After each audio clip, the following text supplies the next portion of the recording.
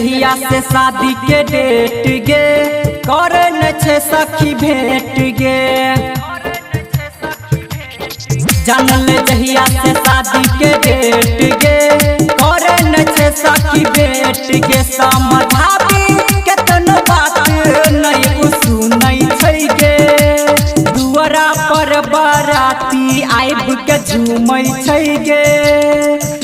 आयरबा हमर पिस्तल लके घूमै छै गे। दुआरा पर बाराती आइब के झूमै छै गे। आयरबा हमर पिस्तल लके घूमै छै गे।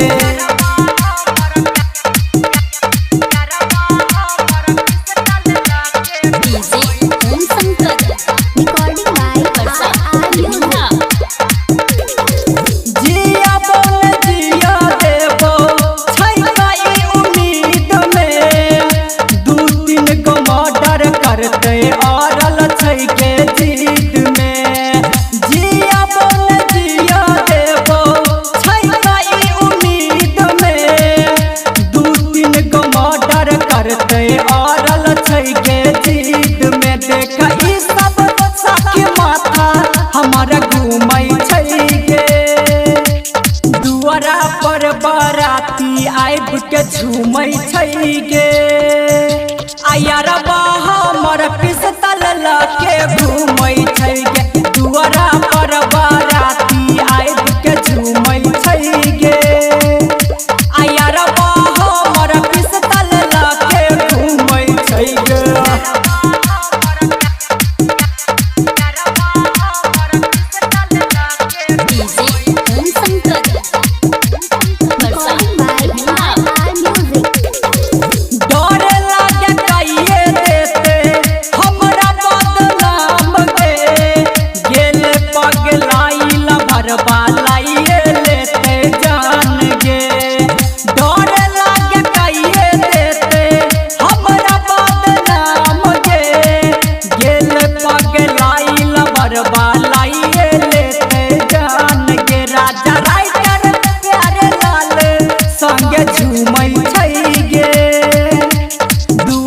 पर बाराती आइब के झूमै छै गे।